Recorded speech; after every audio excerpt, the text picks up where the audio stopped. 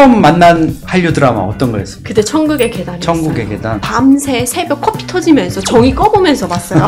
저렇게 살고 싶다라는 마음이 커가는 것 같아요. 강제로 다 모여놓고 군대 탈원서를 썼어요. 반동분자로 몰릴 수도 있고 저도 모르게 없어질 수도 있기 때문에.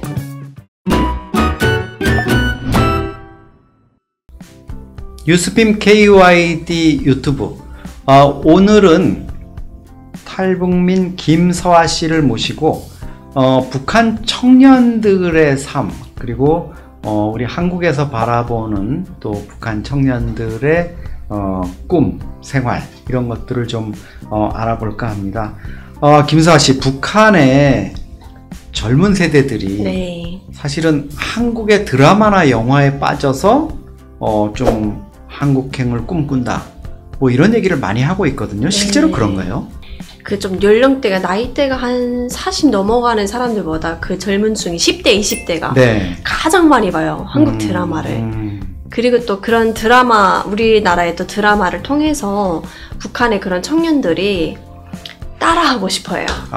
네. 제가 그때 봤을 때 보면은 한국의 드라마 중에 데이트하는데 스키 타러 간다, 이런 장면들이 꽤 네. 많이 나왔거든요. 그럼 북한에서 그 20대 청년들이 연애를 할 때 네. 스키를 타러 같이 연인들끼리 가는 게 또 로망이에요. 어디로 가요? 그래서 그때 마식령의 스키장이 생기자마자, 마식령 스키장이 2013년 말에 네. 생겼으니까 있었겠네요. 맞아요. 네. 그래서 그때 생기자마자 사람들이 비행기 막 티켓을 무리해서 막 사서 네. 막 가려고 하는 그런 젊은 친구들도 있었고, 그래서 좀 중앙당의 자녀들이라든가 아니면 매무성의 자녀들, 던점 있는 그런 자녀들을 네. 그렇게 데이트를 할 때 스키 타러 가는 경우도 있었고, 한국에 대한 그 뭐라고 해야 될까, 이렇게 목말라 있다고 해야 될까요? 네.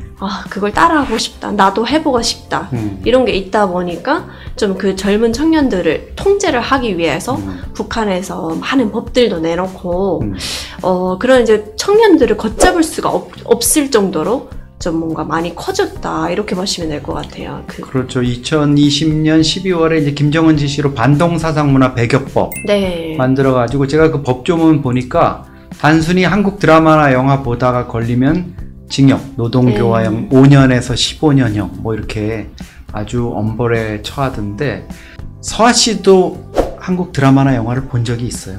저는 평양에서 너무 무서워서 볼 생각을 못 했었어요. 그리고 저희 아빠가 충성심이 너무 강해서 한국 드라마를 못 본 게 아니라 집에 그 한국 드라마를 보고 감옥에 갔는데 빼내줄 사람이 없어서, 재산도 없거니와 백도 없거니와 해서 드라마를 집에서 못 보게 했었어요.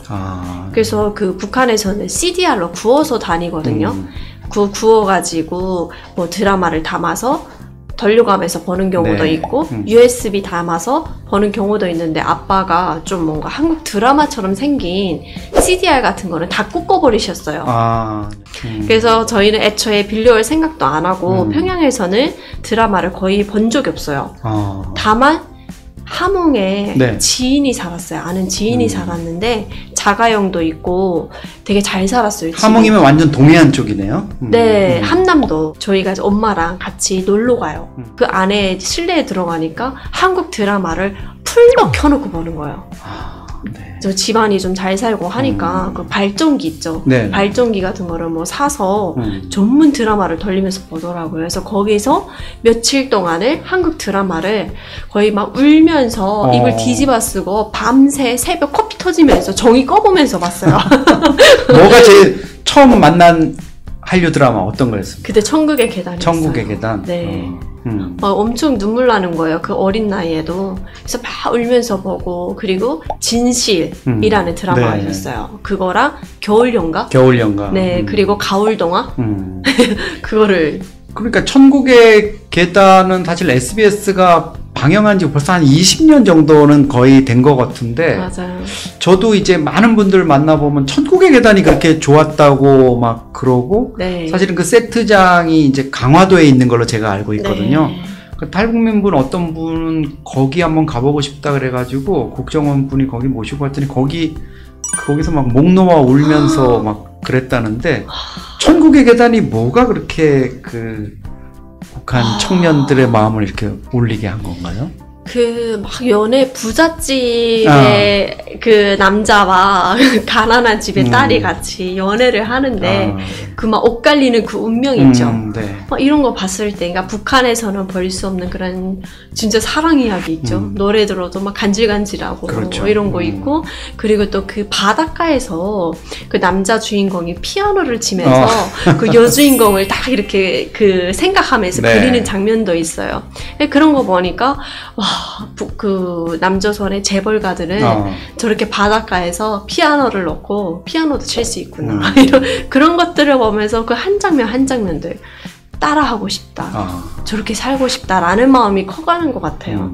그래서 그 충성심이 높았던 집에서도 한국 드라마를 통해서 많이 변화가 됐어요. 정말 많이 변화가 됐어요. 네. 해외 그러면 캄보디아 식당에 근무하시면서도 혹시 접할 기회가 있었어요? 네, 그때는 그 캄보디아 북한 식당에는 그 인터넷이라고 해야 될까요? 네. 그런 게 있었어요. 그래서 숙소에 들어가면 TV가 있었는데 그 TV를 켜면은 한 거의 200 몇 개 채널이 나왔어요. 거기서 KBS가 나왔거든요. 네. 근데 그거를 KBS를 몰래 보는 언니들은 밤새 몰래 보고, 저는 그 아빠가 항상 얘기했던 게 귀에 이렇게 항상 배겨 있어가지고 걸리면 못 빼준다. 네, 걸리면 못 빼준다. 이렇게 보다가 KBS인데 남조선 글자가 나오는 것 같잖아요. 그럼 저도 모르게 채널을 돌렸어요. 네. 그래서 전 그 통하는 룸메이트를 만나서 그 방을 쓰는 친구들은 밤새 보는 거죠. KBS를. 우크라이나 전에 김정은이 북한 청년 군인들을 많이 보냈잖아요. 네. 그 친구들도 뭐 북한이 16살 이때 이제 초모 징집을 하니까 네. 26살 이렇게 되는데, 그러면 10대들도 있는데 청년 군인들, 네. 그 청년 군인들도 뭐 많은 수가 이 한류 드라마 영화 이런 것들을 좀 즐기고 이랬을 가능성이 있는데 네. 왜 그 우크라이나 전에 가서는 네. 그렇게 뭐 북한 수령을 위해서 뭐 하겠다 이래가지고 포로로 안 잡히고 막 자폭하고 네. 뭐 이러는 극단적 선택을 하는 이런 거는 어떻게 좀 가능한 건지 좀 네. 이해가 잘 안 되더라고요. 그러니까 저는 제가 봤을 때는 그 청년들이 사실 세뇌보다도 네. 세뇌도 뭐 당연히 관련되어 있긴 하겠지만 세뇌보다도 제가 봤을 때는 북한에 남아있는 가족들 때문인 것 같아요. 네. 그리고 뭐 저 같은 경우에도 아무리 캄보디아에서 만 4년 동안 근무를 했지만 네. 그렇게 선뜻 탈북해야 되겠다라는 생각이 안 들거든요. 마음은 가고 싶어도 북한에 계시는, 남아 계시는 부모님이 어떻게 될지 네. 가늠할 수 없기 때문에 함부로 결정을 내리지 못하거든요. 근데 아마 이 어린 친구들도 네. 그 가슴에 부모님 사진을 항상 갖고 다니면서 네. 고향을 그리고 막 이러는 마음에 어떻게든 살아서 돌아가야 되겠다라는 마음으로 버티지 않았을까라는 생각이 들어요. 어제 이제 국정원 발표로는 공병 1000명이 더 갔다 이래서 15,000명 정도 있는 건데 포로가 지금 2명밖에 안 돼요. 네. 그거는 사실 대부분 포로가 되는 거를 거부하고 이제 뭐 자폭의 길, 북한의 맞아요. 말대로 그걸 선택했다는 건데 사실 너무 안타까워요. 저도 그런 소식을 접했을 때 너무 마음이 안 좋더라고요. 그러니까 애초에 파병이 되는 것부터 피해야 되는데 네. 그거를 이제 피하지 못하니까 어떻게 보면 강제로 끌려간 거랑 맞잖아요. 그렇죠. 그래서 이게 북한에서 보면은 이제 저도 그 학교 때도 그렇고 학교를 졸업해서도 사회에 나갔을 때 정세가 긴장하다 하면은 계속 군대 탈원서를 썼어요. 네. 학교 때부터 여자도 군대 나가겠다. 이거를 제가 군대 나가고 싶어서 탈원서를 쓴 게 아니라 그 네. 북한에서는 탈원서라고 하거든요. 뭐 군대 나가는 걸 지원한다 이런 거 쓰는데 나가고 싶어서 쓰는 게 아니라 강제로 다 모여놓고 네. 뭐 나가자 하고 이거를 탈원서를 다 분위기가 그러니까 안 쓸 수도 없겠네요. 그런 거예요. 한 사람씩 나가서 이렇게 사인 같은 거를 하는 거예요. 그러니까 분위기가 그러니까 나만 뺄 수 없는 거예요. 그러면 혹시나 반동분자로 몰릴 수도 있고 저도 모르게 없어질 수도 있기 때문에 그렇네요. 그냥 탈원서를 정세가 좀 긴장하다면 항상 썼어요. 그래서 진짜 전쟁터에 나가야 될 상황이야 하면은 그 탈원서 쓴 친구들이 다 싹 다 나가야 되는 거예요. 제가 봤을 때는 이 친구들도 막 뭐 파병을 가겠다 이런 거보다도 나라에서 분위기가 그러니까 뭐 이렇게 탄원서 같이 쓰고 그렇게 나가지 않았나 이런 생각도 들고 그렇게 나가서는 또 자폭을 해야 되는 게 또 부모님 생사나 이런 게 또 걱정이 되니까 그렇게 하는 것 같고 너무 좀 안타까웠어요. 저도 그걸 네. 보면서. 사실 뭐 몰래 본인들한테도 우크라이나전 그 투입을 위해 가지고 러시아로 간다 이런 걸 밝히지도 않고 네. 보낸 다음에 이제 와서 뭐 훈장을 달아주고 네. 그 가족들 불러가지고 노동당 네. 당원증 입당시키고 뭐 좋은 집 지어서 네. 살게 해주겠다 이렇게 하는 게 정말 그 생떼 같은 자식들. 북한도 자녀들 많이 낳지 않잖아요, 그죠? 네, 맞아요. 10대, 20대 초반인 자녀들이 정말 해외 가서 명분 없는 싸움에 휘말려서 죽게 됐는데 부모들 심정은 우리랑 뭐 다르지는 않겠지만 네. 그걸 이렇게 표출하기는 어려울 거 아니에요. 뭐 김정은에 대해서 뭐 항의를 한다거나 이럴 수도 없을 거고 어떤 맞아요. 상황인가요? 이게 함부로 누가 이렇게 선두해서 우리 항의하자 이럴 수가 없는 것이고 그리고 북한에서는 누가 전사를 했다 하면 바로 알려주지 않아요.